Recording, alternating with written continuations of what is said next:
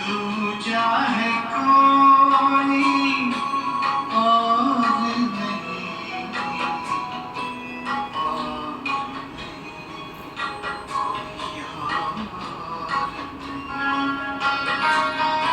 चल रे मना ले, चल तू वहाँ, चल रे मना ले, चल तू वहाँ, जग का जहाँ कोई शोर नहीं, शोर नहीं, कोई शोर मेरा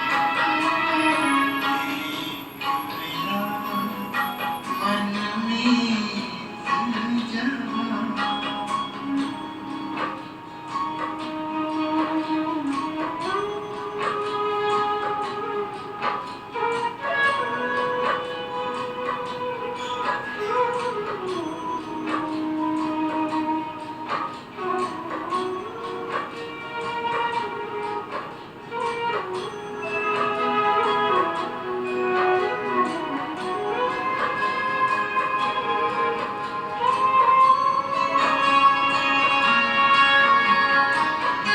दिल को बड़ा सुकून मिला, मन को मिला है चैन, दिल को बड़ा सुकून मिला, मन को मिला है चैन। उसने मुझको अपना कहकर प्यार दिया दिल ने, प्यार दिया दिल ने, सुख बरसाए दिल को लुभाए, सुख बरसाए दिल को लुभाए, ऐसा कोई चित चोर नहीं, चित चोर नहीं, चित चोर नहीं, एक मेरा मन में दिल जहाँ।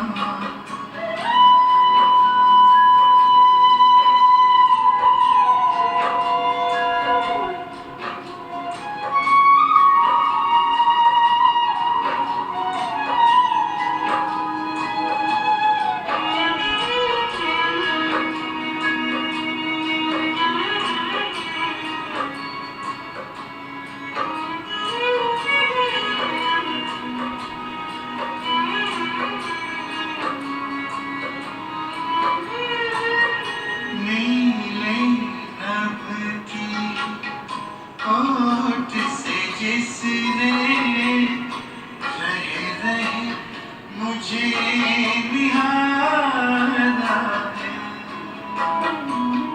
नीले नभ की ओट से जिसने रह रहे मुझे निहारा है,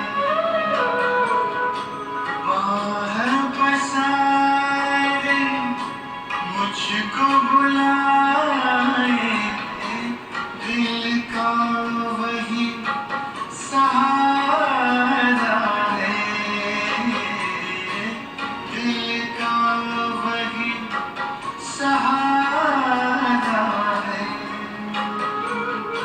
जब से जाना है पहचाना, जब से जाना है पहचाना, कब नाचा मन मोर नहीं,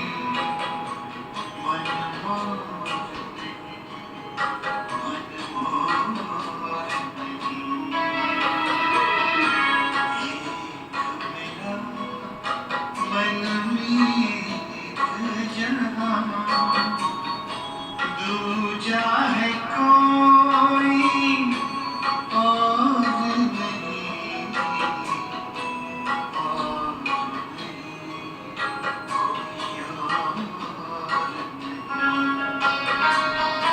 चल रे मनाले, चल तू वहाँ, चल रे मनाले, चल तू वहाँ, जग का जहाँ कोई शोर नहीं, शोर नहीं, कोई शोर नहीं। तू मेरा मन मीत जहाँ,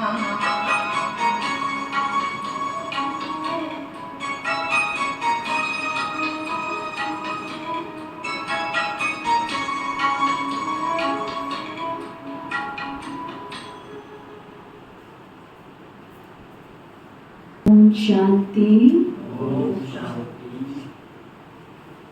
आज बाबा कहते मीठे बच्चे,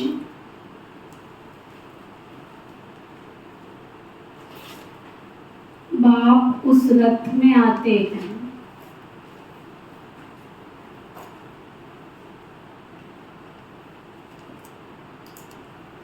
जिसने पहले पहले भक्ति शुरू की है।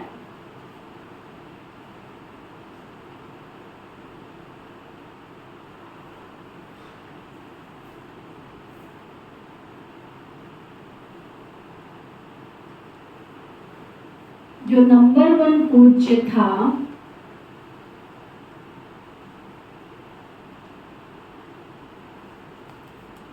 फिर पुजारी बना है।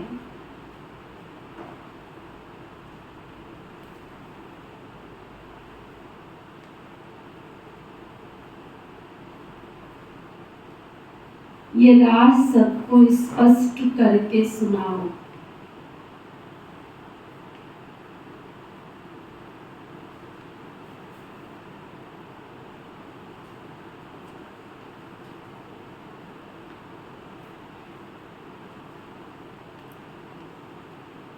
फिर बाबा पूछ रहे हैं, बाप अपने वारिस बच्चों को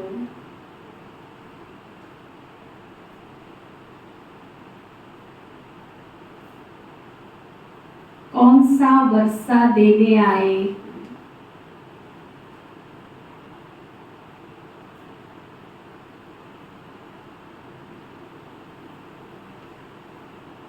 क्या पूछा बाबा ने?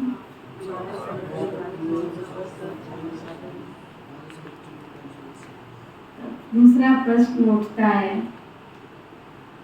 कि बाबा के बच्चे कितने वारिस होंगे? कितने? चलो दूर कहीं मत जाओ, अपनी क्लास में नजर घुमाना। आपका अंतरात्मा देखा देखी नहीं। हाँ, मैं भी किसी से कम थोड़ी, उधर मेरे मैं नहीं, पर कम किसी से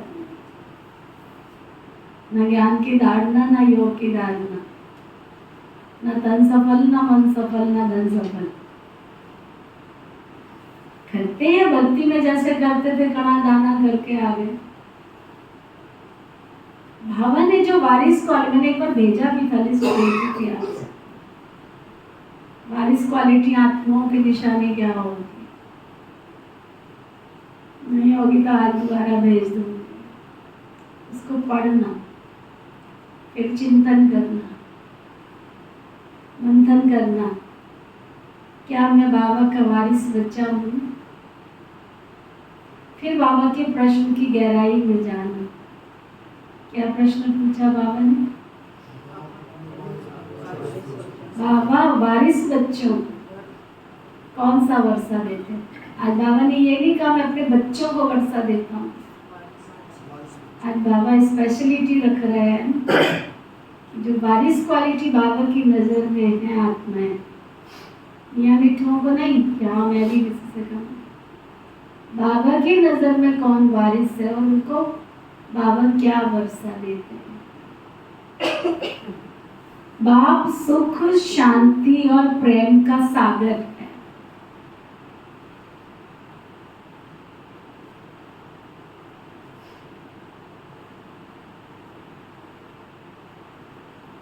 यही सारा खजाना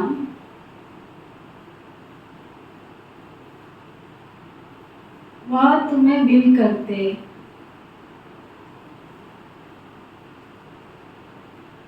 बाबा के पास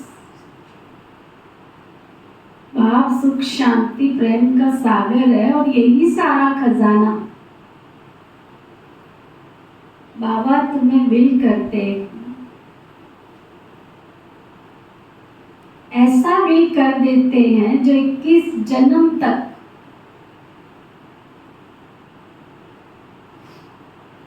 तुम खाते रहो।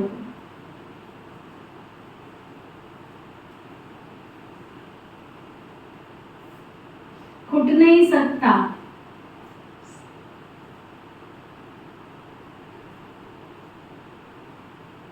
तुम्हें कौड़ी से हीरे जैसा बना देते।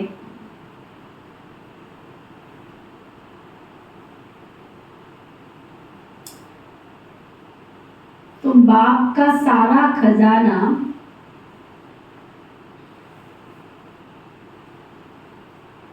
योग बल से ले लेते हो।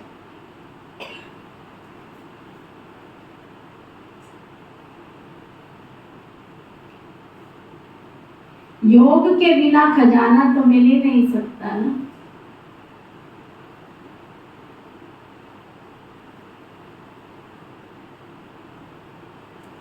एक ही प्रश्न के उत्तर में बाबा ने बहुत कुछ कह दिया। पहला, अपने आप को देखने की जरूरत है कि मैं बाबा का वारिस क्वालिटी आत्मा हूं। दूसरा, अगर मैं सचमुच बाबा की वारिस क्वालिटी आत्मा हूं तो बाबा के पास क्या दुनिया की महल माड़ियां नहीं, सोना चांदी हीरा मोती नहीं, लेकिन बाबा तो सुख, शांति, शक्ति, पवित्रता, ऐसे अनमोल जो खजाने वो सब कुछ बिल दे देते, कर देते हैं, सब कुछ बच्चे का है। और तीसरी बात बाबा ने क्लियर किया, आप वारिस क्वालिटी हो, आपको बाबा विल भी कर देता है, लेकिन विल करने की विधि भी साथ साथ बाबा ने बताया कि जो जितना दिल से, स्नेह से, प्यार से बाबा को याद करता है। ओम शांति। शिव भगवान वाच, अब शिव भगवान निराकार को तो सभी मानते, एक ही निराकार शिव है जिसकी सब पूजा करते। बाकी जो भी देहधारी हैं उनका साकार रूप है।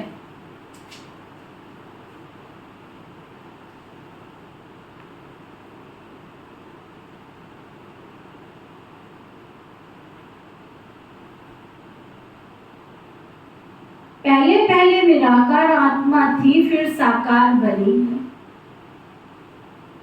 साकार बनती है, शरीर में प्रवेश करती है, तब उनका पार्ट चलता है। मूल वतन में तो कोई पार्ट है ही नहीं।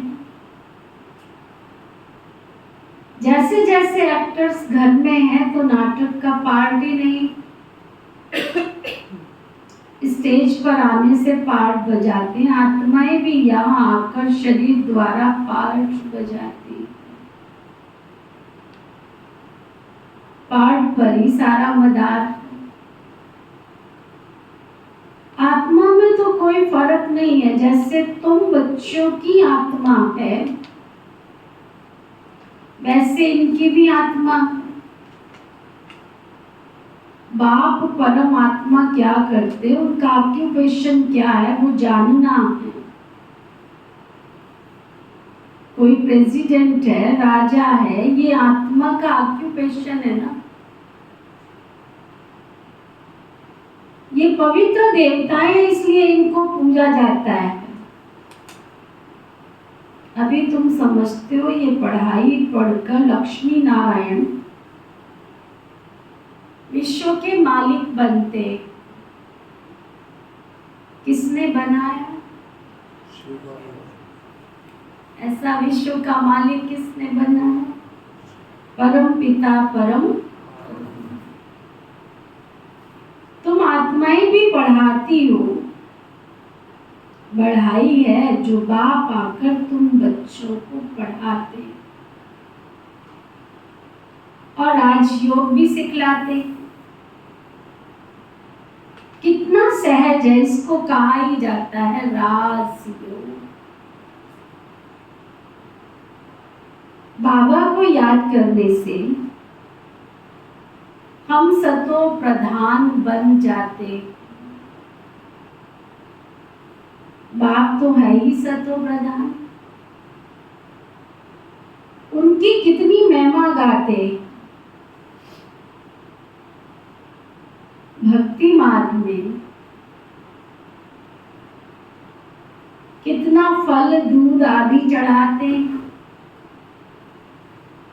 समझ तो कुछ भी नहीं। देवताओं को पूजते हैं, शिव पर दूध फल आदि चढ़ाते।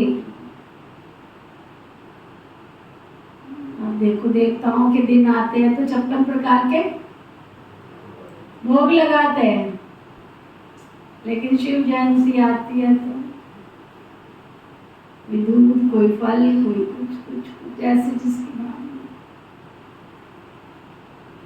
देवताओं ने राज्य किया, अच्छा शिव पर क्यों चढ़ाते?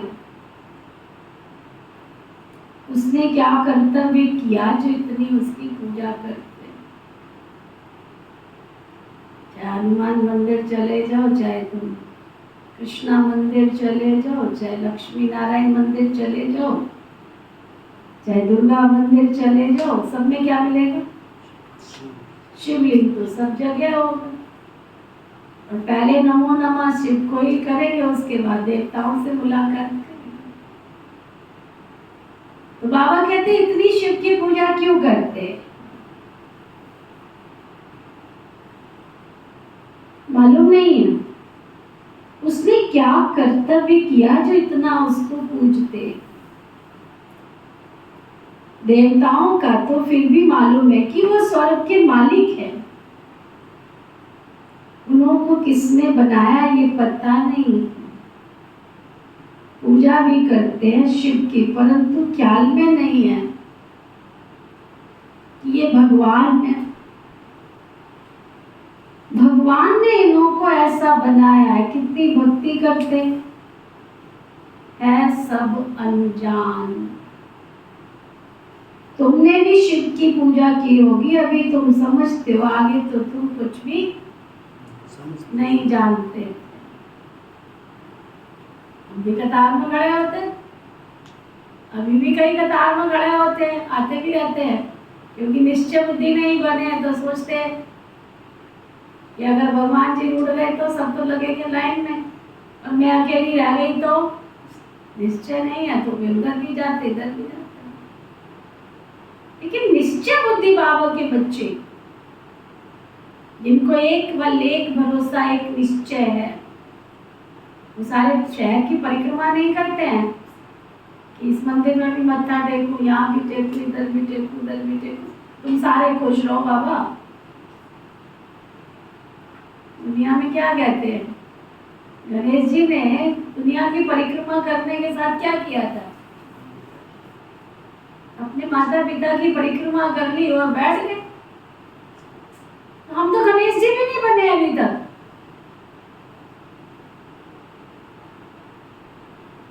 बने हो गणेश जी? अभी तक हम गणेश जी भी नहीं बने।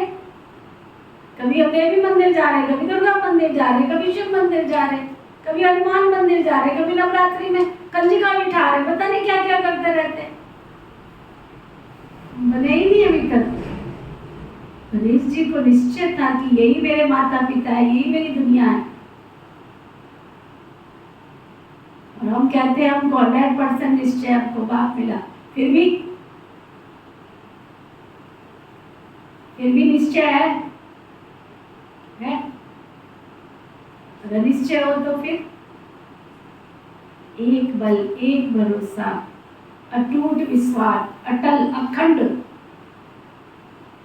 एक तू ही मेरी दुनिया है और कोई मेरी दुनिया नहीं है। हनुमान के भगत को आप दुनिया में कहीं पे भी ले जाओ, नहीं जाएगा, क्योंकि उसका इष्ट हनुमान है।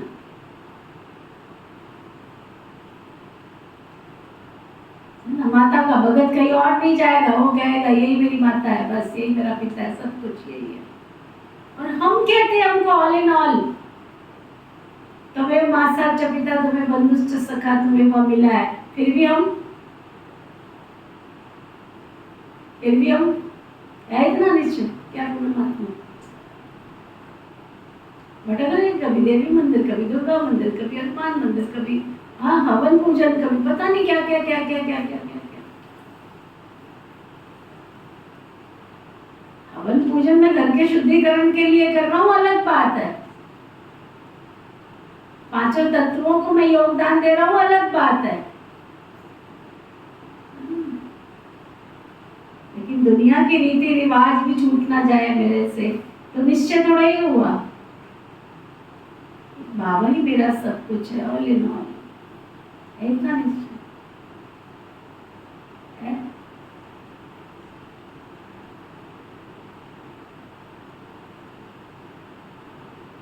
तो आपसे तो भगत अच्छे नहीं होंगे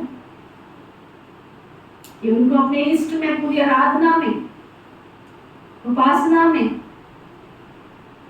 उनको चाहे कितना भी कह दो, हनुमान जी के भगत को जाके देखो देखो तुम्हें देवी का साक्षात्कार हो रहा है, सोते उठते भी क्या कहेगा, हनुमान जी दिख रहे, जिधर देखो उधर हनुमान जी है। हनुमान श्री जी के भक्तों को जाके बोलो कि राम जी को याद करो, राम जी को भी याद नहीं करते, तो कहेंगे श्री जी हमारी सब कुछ है, आराध्य। तो हमसे वो नहीं अच्छे हो गए। मैं कई बार पूछती हूँ उनमें खराबी क्या है? अन्न शुद्धि देखो उनके पास है, ब्रह्मचर्य व्रत का पालन उनके पास है,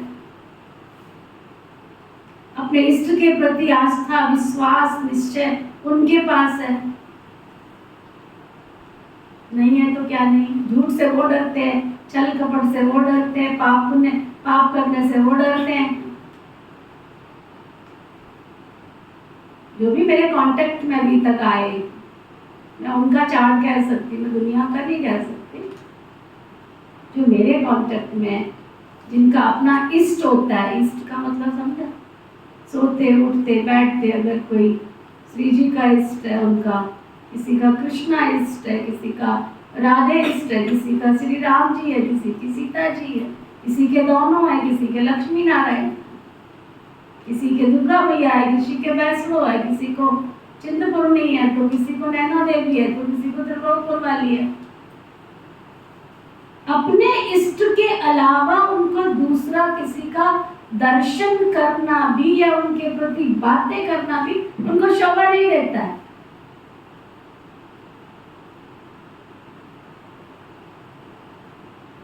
मेरे पास ऐसे ऐसे व्यक्तित्व हैं जिनके पास ब्रह्मचर्य की शक्ति है, अनुशुद्धि की शक्ति है उनके पास।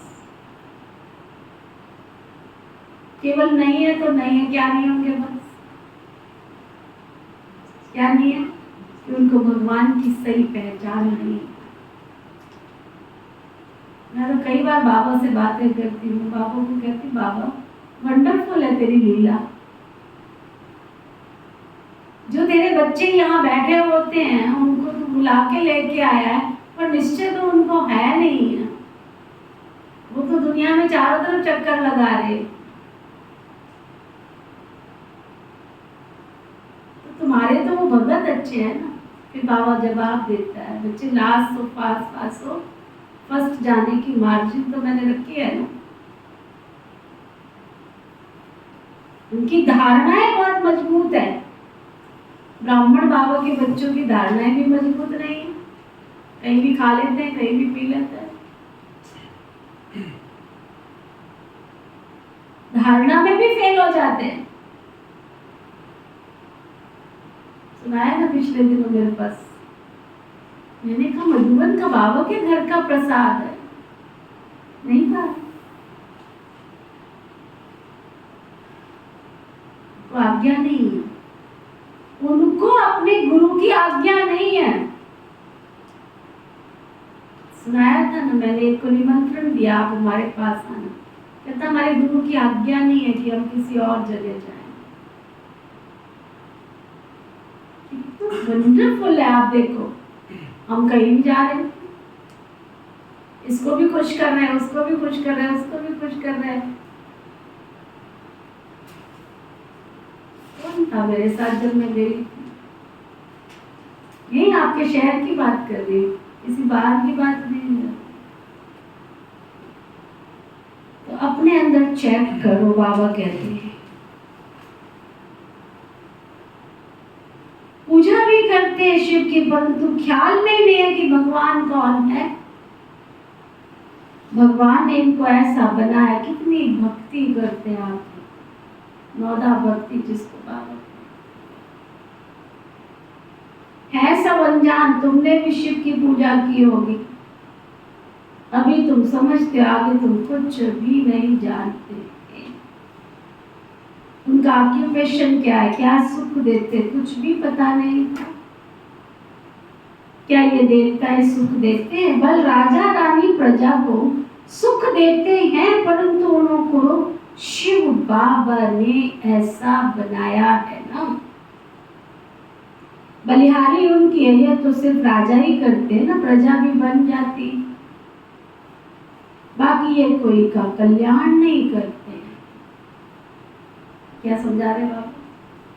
देवी देवताओं की जितनी मर्जी महिमा कर लो, गायन कर लो, पूजन कर लो, लेकिन वो तुम्हारा कल्याण नहीं कर सकते। कल्याणकारी तो एक शिव बाबा ही है, वही कल्याण कर सकते। बाबा अपना परिचय देते हैं, मेरे लिंग की तुम पूजा करते थे, उनको परम आत्मा कहते थे। परमात्मा से परमात्मा हो जाता है ना, परंतु ये नहीं जानते कि ये क्या करते हैं। बस सिर्फ कह देंगे कि वो सर्वव्यापी है, नाम रूप से न्यारा है, फिर उस पर दूध आदि क्यों चढ़ाते हो? ये तो शोभता नहीं, तो उसका नाम भी नहीं है, रूप भी नहीं है, तो फिर आकार है तब तो उसके ऊपर चढ़ाते हैं ना। उनको निराकार तो कोई कह नहीं सकते हैं। तुमसे बहुत कई मनुष्य आर्ग्यू करते हैं, बाबा के आगे भी आकर के कई आर्ग्यू करते, बहस करेंगे, फालतू माथा खपाएंगे, फायदा कुछ भी नहीं। ये समझाना तो तुम बच्चों का काम है ना। तुम बच्चे जानते हो बाबा ने हमको कितना ऊंचा बनाया। ये पढ़ाई है, बाप टीचर बनकर पढ़ाते, तो मनुष्य से देवता बनने के लिए ये पढ़ाई पढ़ रहे हैं। देवी देवता सतयुग में, कलयुग में तो होते नहीं है। राम राज्य नहीं है तो पवित्र रह ना सकते। राम राज्य तो रही है, राम राज्य तो आएगा ना, तब मनुष्य आत्माएं पवित्र हों। देवी देवता थे, फिर वाम मार्ग में चले जाते हैं। बाकी जैसे चित्र दिखाए हैं ऐसे है नहीं। जगन्नाथ के मंदिर में तुम देखेंगे कितने काले चित्र बनाए। बाबा कहते माया जीते जगत जीत बनो। सबको समझा के क्या कहा? तुम इस संसार में रहते, चकाचौंध में रहते हो, इसकी आकर्षण से मन के जीते जीत है और मन के हारे हार। तो तुम माया जीते जगत जीत बनो। उन्होंने फिर जगन्नाथ का नाम रख दिया, ऊपर में सब गंदे चित्र दिखाए ना। देवताएं बामबान में गए, काले बन पड़े। मैं हंस रही थी, एक बार को ऊपर छत पर गए, किसी को पैर भी नहीं रखा जा रहा था, छत बहुत गर्म थी, तो कईयों ने मुझे डायरेक्शन भी दिया, तो इधर ही बिछा देते तो अच्छा था। हाँ, बात तो राइट। मैंने कहा जगन्नाथपुरी की यात्रा करी है, 2 किलोमीटर, कम से कम 3 किलोमीटर गए हो जगन्नाथपुरी? वहां दरी चद्दर होते हैं। 2 किलोमीटर, तीन ही होगा, 2 से कम नहीं होगा, 3 किलोमीटर ही होगा। और पैदल, और बिना कारपेट के, बिना उसके। और आपको पता है साउथ की गर्मी कितनी होती है? पैर तो रखना तो दूर, और उस पे भी लोग श्रद्धा से, भावना से, प्यार से। और जहां जगन्नाथ जी की मूर्ति है वहां उन्होंने एसी लगा रखे हैं, लेकिन एसी कोई काम नहीं करते वहां। इतना रश होता है, इतनी भीड़ होती है, बात मत पूछो, लेकिन उनके पैर तो नहीं जलते।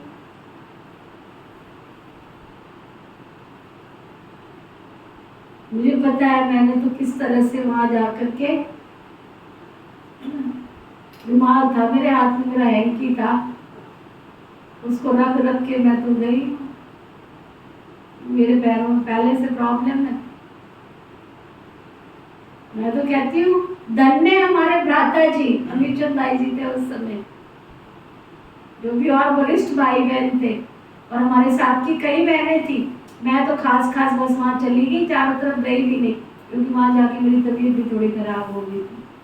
बताया था ना आप लोगों को, समुद्र देवता अपनी गोद में लेने आ गए थे, लेकिन पता नहीं भगवान को फिर से तुम्हारी सेवा करानी होगी। तो पूरा मंदिर, पूरा कॉम्प्लेक्स, रसोई कहाँ बनती है, उनका श्रृंगार कहाँ होता है, उनका खाना कहाँ बनता है। मैंने कहा इतनी देर हो गई है, आते क्यों नहीं? कहते वो तो सारा देख के आ रहे हैं वहाँ, विदाउट चप्पल, बिना शूज, बिना जुराबे, बिना कुछ, और तपता हुआ पत्थर, ईंटें नहीं थी, टाइलें नहीं थी। इन पर तो गर्मी भी कम लगती है। क्यों, देखा है ना? अक्टूबर में गए थे आप, दिवाली के आसपास गए। हम तो इन्हीं दिनों में गए थे ना शायद, मतलब जब भी गए मुझे याद नहीं आ रहा कब गए थे, और गर्मी थी। और थोड़ी दूर पे उन्होंने वो बिछा रखा था कारपेट जैसा, लेकिन वो भी कौन सा पता है? जो जिसमें थोड़े से ग्रीन नहीं होता, कांटे कांटे से होते हैं, बिल्कुल ही नहीं चल सकते। गुरुद्वारे में तो जाते तो थोड़ी दूर पे पानी तो मिलता है ना, कि पैर धो के चले जाओ। हमारे तो मंदिरों में पानी भी नहीं होता है कि तुम पैर धुलाई करो और वहां जाओ, ऐसा करो। कितनी श्रद्धा, बात क्यों सुना रही हूँ कि भक्ति में भगत आत्माओं को कितनी श्रद्धा, कितना प्यार, कितनी है ना वो होती है। वहां पैदल भी चले जाएंगे, नंगे पैर भी चले जाएंगे, भूखे भी रहेंगे, प्यासे भी रहेंगे, धूप भी नहीं लगेगी, गर्मी भी नहीं लगेगी, सर्दी भी नहीं लगेगी। और हम बाबा के बच्चे देवी देवता बनने वाले हैं। चलो योग करो, चेक करना कौन से नंबर के देवता है, कि जगन्नाथपुरी के हम बने हैं तो हमारे भगतगण, और देवता जगन्नाथपुरी का जो है उसने ऐसी तपस्या की होगी तो उसके भगत उसके पद चिन्हों पे चलेंगे ना। तो हमारे जीवन का कितना त्याग है, कितनी तपस्या है, कितनी सेवा है, सब चेक करो। मन में ज्योति जगा लो, होगा दूर अंधेरा।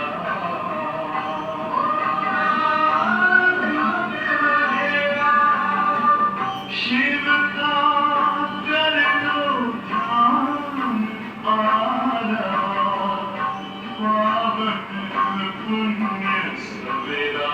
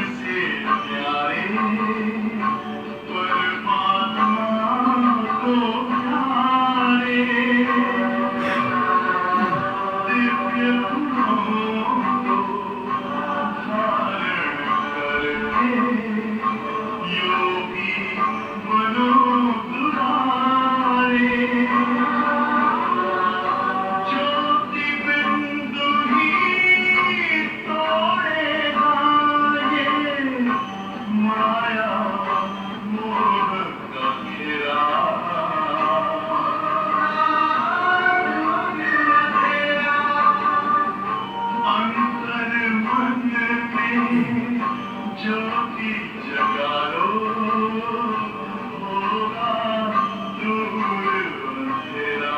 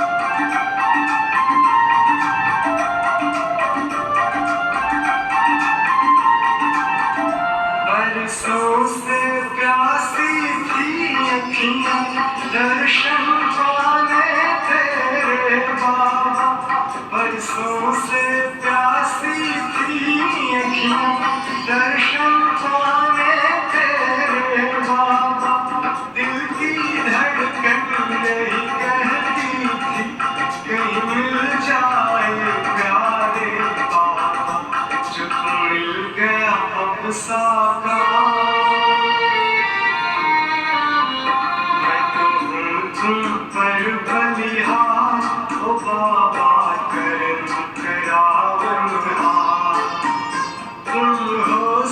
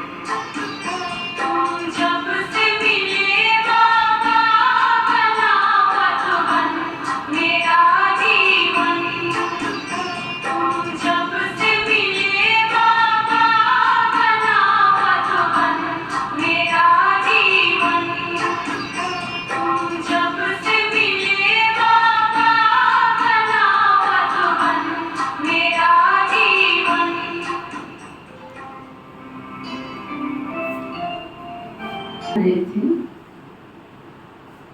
माया जीते जगत जीत।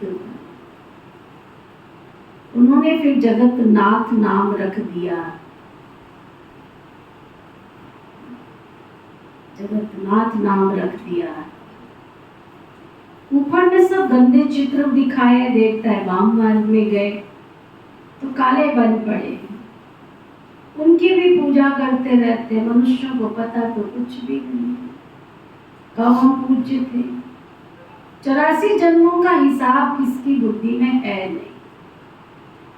और एक सबसे बड़ी और विशेषता वहाँ सीढ़ियाँ कितनी है, 84 के करीब सीढ़ियाँ हैं। चढ़ के जब दर्शन करने जाते, गिनती नहीं की, लेकिन ऐसा शायद है 108 है, 100 है, जो भी है, काफी सीढ़ियाँ चढ़नी पड़ती है। और किसी ऐसे कृष्णा मंदिर में सीढ़ियाँ नहीं चढ़नी पड़ती है जितना जगन्नाथपुरी के मंदिर में सीढ़ियाँ चढ़नी। और है क्या वहां पर, कोई पूरी सुंदर मूर्ति नहीं है, भव्य मूर्ति नहीं है, केवल मुखड़ा मुखड़ा रखा हुआ है बस, है वो भी काले। और भोग भी किसका लगता है, चावल का, पीके चावल, देगड़ा भर के चावल। तो बाबा उसका आध्यात्मिक अर्थ बता रहे। पहले पूज्य सत्व प्रधान थे, फिर 84 जन्म लेते लेते तमो प्रधान पुजारी बन पड़े। रघुनाथ मंदिर में काला चित्र दिखाते, अर्थ कुछ पता नहीं, समझते नहीं है ना। अभी तुम बच्चों को बाबा बैठ समझाते, ज्ञान चिता पर बैठकर तुम घोड़े बनते, काम चिता पर बैठकर तुम काले बन पड़े। वाम मार्ग में देवता जाकर विकारी बन पड़े, उनका नाम देवता तो रख नहीं सकते। वाम मार्ग में जाने से काले बन पड़े, ये निशानी दिखाई। तुम जानते हो,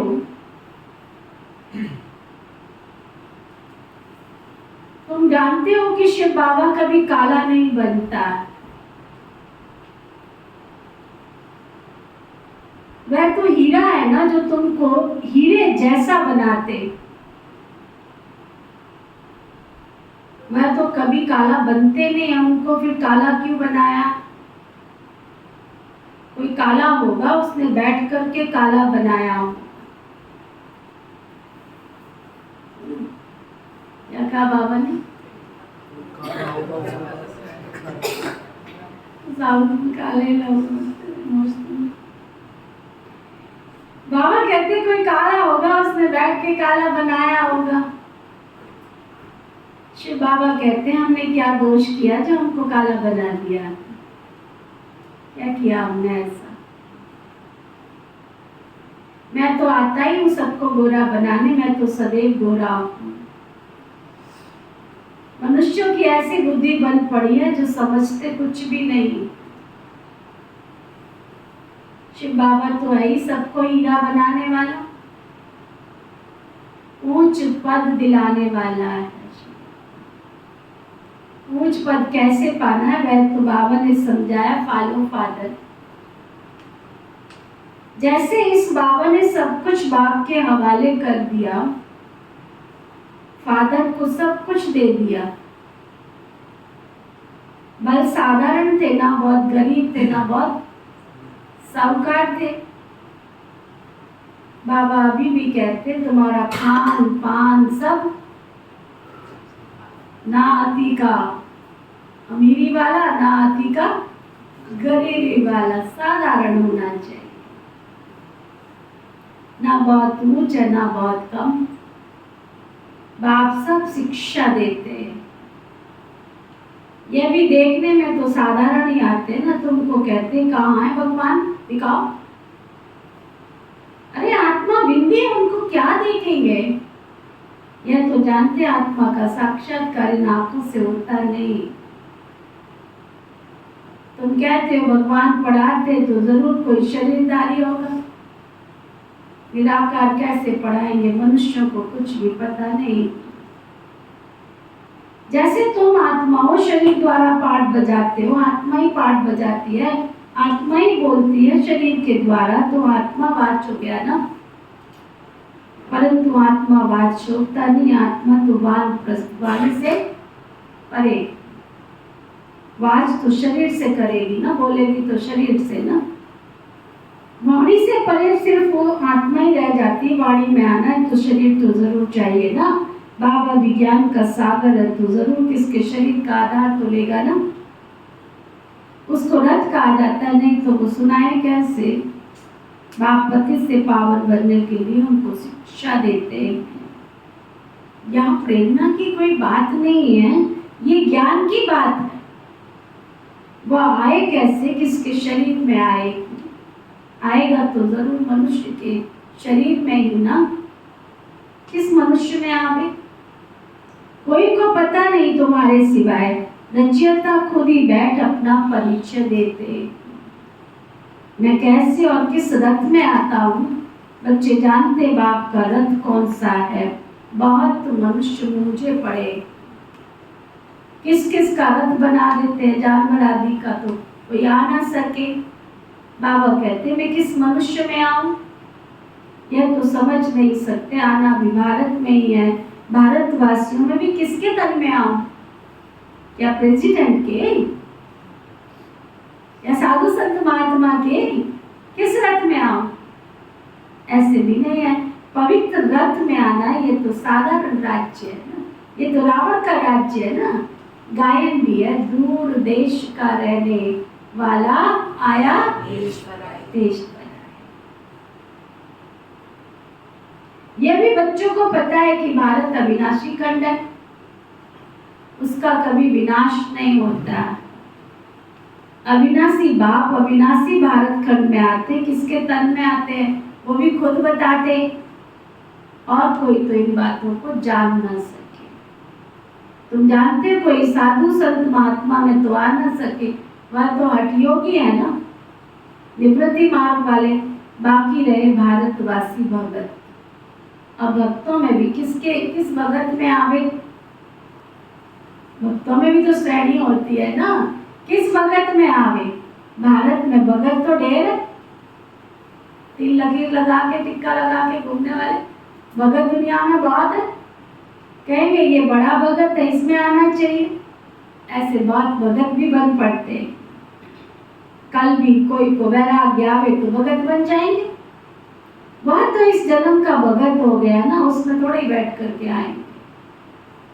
मैं उसमें आता हूँ जिसने पहले पहले भक्ति शुरू की है। इतना गुण रहस्य बाबा बता रहे। मैं उसमें आता हूँ किसने, जिसने सबसे पहले भक्ति की। द्वापर से लेके भक्ति शुरू हुई, ये हिसाब किताब और कोई समझ ना सके। कितनी गुप्त बातें। मैं आता हूँ उसमें जो पहले पहले भक्ति शुरू करते हैं। नंबर 1 जो पूज्य था वही नंबर 1 पुजारी भी बनेगा। खुद ही कहते हैं ये रथ ही पहले नंबर में आते हैं, फिर 84 जन्म भी यही लेते हैं। मैं इनके ही बहुत जन्मों के अंत में आकर के प्रवेश करता हूँ। इनको ही फिर नंबर 1 राजा बनना है। किसको?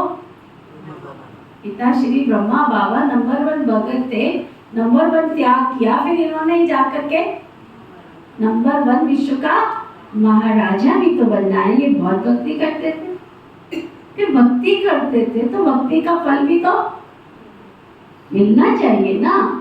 बाबा दिखलाते बच्चों को कि कैसे देखो मेरे परवारी गया, सब कुछ दे दिया।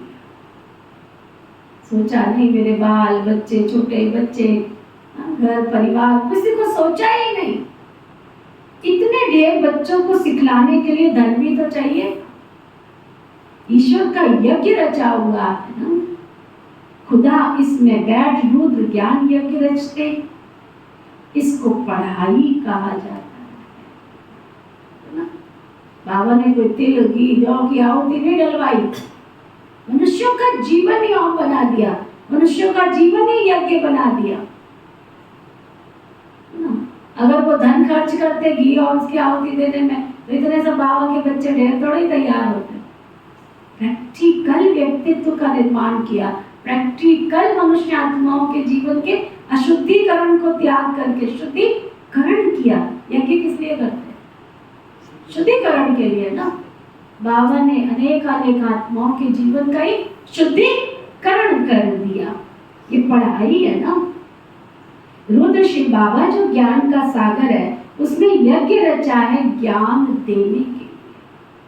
अक्षर बिल्कुल ठीक है, राजस्व, स्वराज्य पाने के लिए यज्ञ। इसको यज्ञ क्यों कहते हैं? यज्ञ में लोग आहुति आदि डालते हैं ना। तुम पढ़ते हो तो आहुति डालते हो क्या?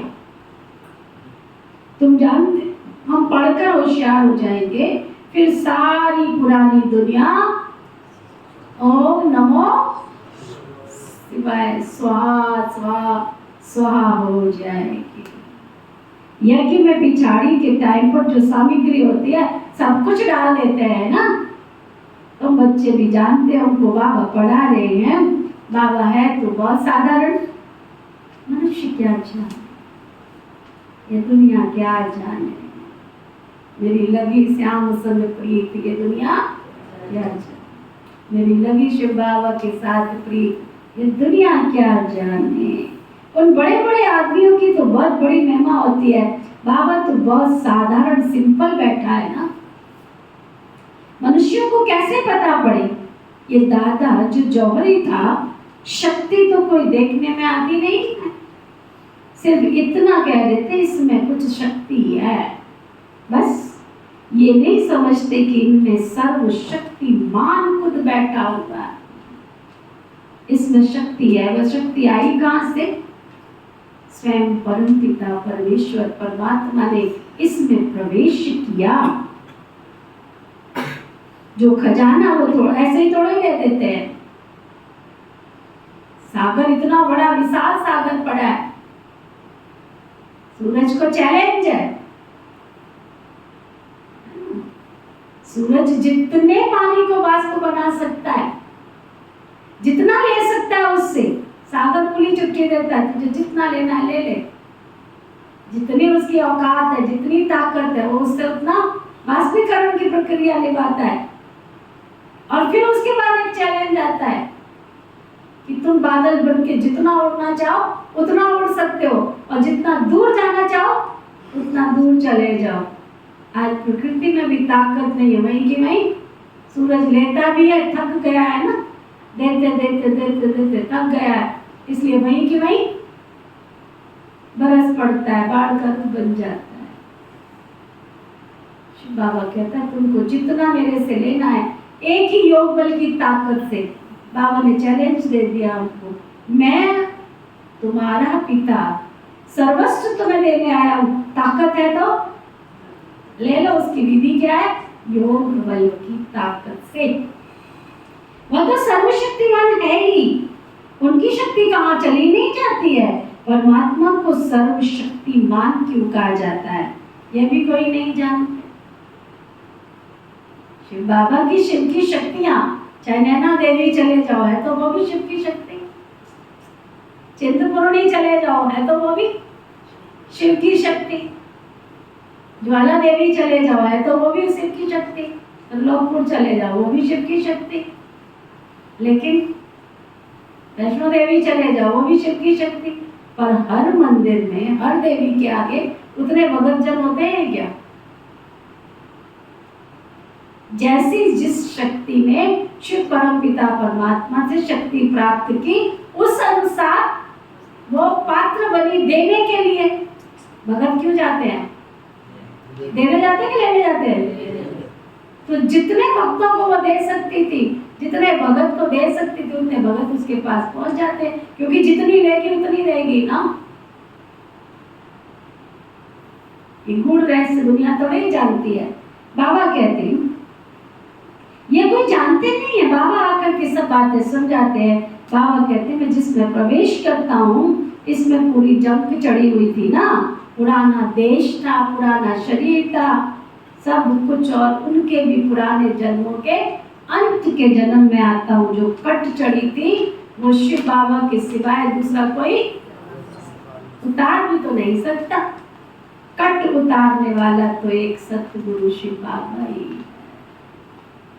वह एवर प्योर है, ये तुम समझते हो ना, ये सब बुद्धि में है, बिठाने के लिए टाइम भी तो चाहिए ना। इस ज्ञान को बुद्धि में बिठाने के लिए समय भी तो चाहिए, बुद्धि भी तो चाहिए। लेना भी कोई चाहे तब ना, लेने से टाइम नहीं है हमारे पास। जाओ फिर फ्री में थोड़ी सकती हो कि राजगद्दी मिलेगी तुमको, टाइम भी तो चाहिए ना। तो बच्चों को बाबा सब कुछ विल कर देते हैं, ज्ञान का सागर है ना बाप, शांति का सागर है, सब कुछ विल दे देते हैं बच्चों। आते भी पुरानी दुनिया में, प्रवेश भी उसमें करते हैं। जो हीरा था ना, उनको बाबा कौड़ी से हीरा बना देते हैं। वो भले इस समय करोड़पति है, परंतु अल्पकाल के लिए सब कुछ खलास हो जाएगा। तुम्हारे महल और चौबारे यही रह जाएंगे सारे। वहां पैदल ही जाना, तुम्हारे हाथी घोड़े मोटर कार बंगला, प्रकृति ने सब कुछ तो दिखा दिया। अभी भी कहीं पे बाढ़ पता नहीं कहाँ पे क्या क्या है। सबसे ज्यादा अभी पिछले दिनों बाढ़ आई थी, सबसे ज्यादा गरीबों का नुकसान हो गया, अमीरों का? हाँ, किसका? करोड़ों की गाड़ियां किसकी भाई? गरीबों के पास थी ही नहीं गाड़ियां, तो उनकी बैठ थी। बाबा क्या कहते? बच्चे ये सब कुछ खलास हो जाए। बर्थ पाउंड तो तुम बनते हो ना, अभी तुम स्टूडेंट हो। हंसराज भाई क्या सुन रहे हो? अभी तुम कौन हो? स्टूडेंट हो। ये भी स्टूडेंट है, ये भी बहुत जन्मों के अंत में जा करके कट चढ़ी हुई है ना। जो बहुत अच्छा पढ़ते हैं उसमें कट चढ़ी हुई है, वही सबसे पतित है। फिर बाबा आकर पतित से पावन बनाते हैं। ये ड्रामा बना हुआ है, बाबा तो रियल बात बताते हैं। बाप तो है ही ट्रुथ, वह कभी उल्टा नहीं बतलाते हैं। ये सब बातें मनुष्य कोई समझ ना सके, तुम बच्चों बिगड़ मनुष्यों को पता भी कैसे पड़े। अच्छा, मीठे मीठे सिखी लदे बच्चों प्रति माता पिता बाप दादा का याद प्यार और गुड मॉर्निंग। रूहानी बाप की रूहानी बच्चों को नमस्ते। हम सब रूहानी बच्चों की रूहानी बाप दादा को दिल व जान सिख व प्रेम से नमस्ते नमस्ते नमस्ते जी। धारणा के लिए मुख्य सार, ऊंच पद पाने के लिए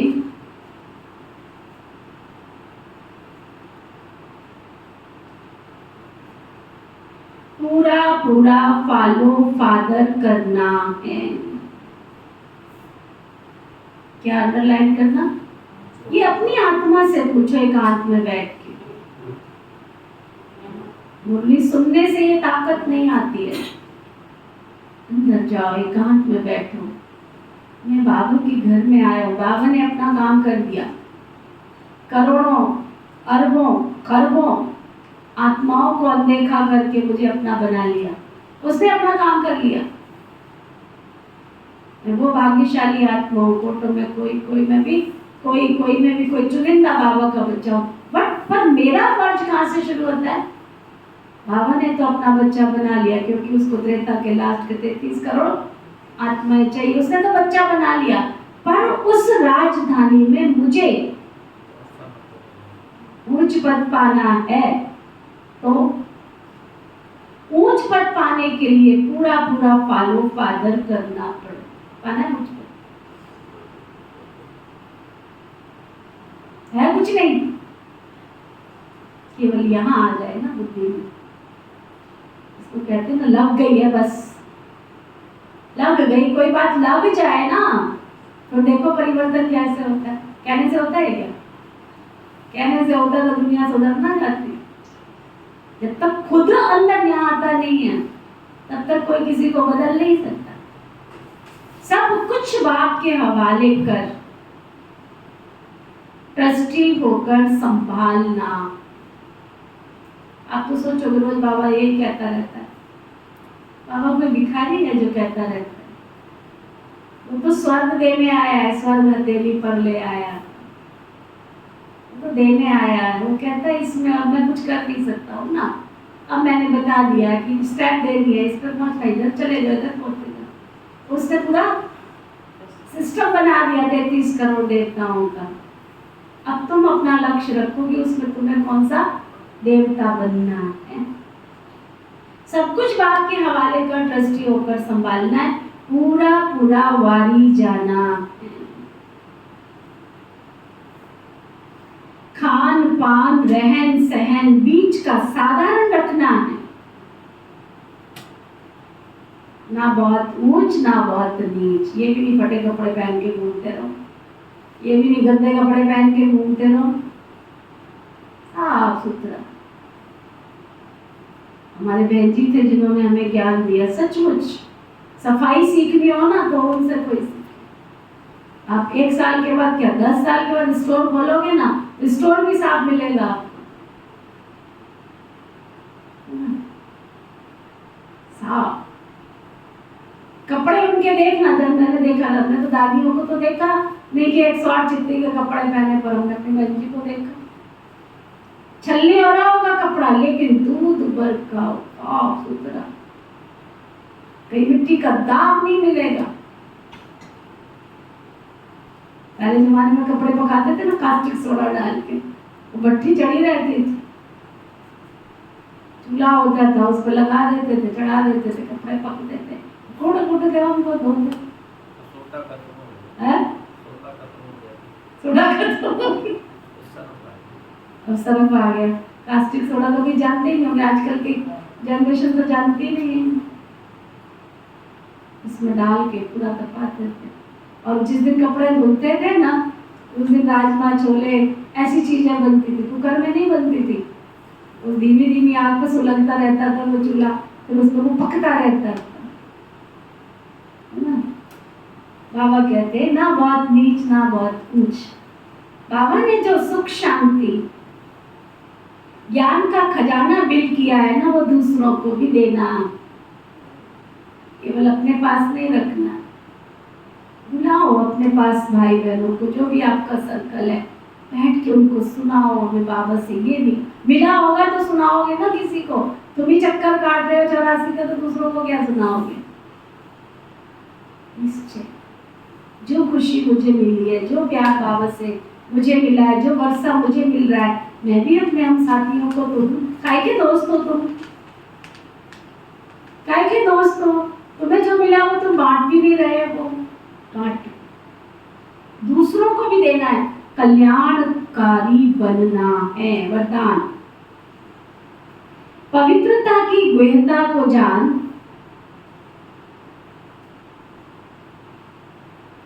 सुख शांति संपन्न बनने वाली महान आत्मा भव।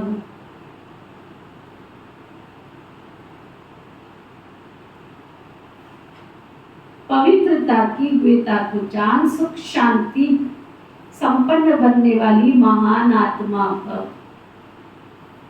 बाबा ने पवित्रता को गुह्यता क्यों कहा कि अगर सचमुच आपको शांति चाहिए, खुशी चाहिए, प्यार चाहिए, उसका आधार क्या है? पवित्रता की शक्ति की महानता को जान। पवित्र अर्थात पूज्य देवताएं आत्माएं अभी से बनो, ऐसे नहीं अंत में बन जाएंगे। ये समय, बहुत समय की जमा की हुई शक्ति अंत में काम आएगी। पवित्र बनना कोई साधारण बात नहीं है। ब्रह्मचारी बहुत रहते, पवित्र बन गए, लेकिन पवित्रता जननी है, चाहे संकल्प से, चाहे वृत्ति से, वायुमंडल से, वाणी से, संपर्क से। सुख शांति की जननी बनना, इसको कहते हैं महान आत्मा। स्लोगन, ऊंची स्थिति में स्थित हो सर्व आत्माओं को रहम की दृष्टि दो, वाइब्रेशन फैलाओ। आज का व्यक्ति इशारा, बहुत सुंदर अव्यक्ति इशारा। जैसे साइंस का यंत्र गर्मी या सर्दी का वायुमंडल बना देता है, ऐसे आप मास्टर सर्वशक्तिवान आत्माएं अपने साइलेंस अर्थात याद की शक्ति से, अपने लगन की स्थिति द्वारा जो भी वायुमंडल व वाइब्रेशन फैलाना चाहो वो फैला सकते हो। इसके लिए प्रैक्टिस करो। अपने निजी स्वधर्म में स्थित हो, सुख शांति व शक्ति का वायुमंडल बना दो। उस वायुमंडल में जो भी आत्मा आवे वो ये महसूस करे कि यहाँ बहुत सुख शांति व शक्ति प्राप्त हो रही है। ओम शांति।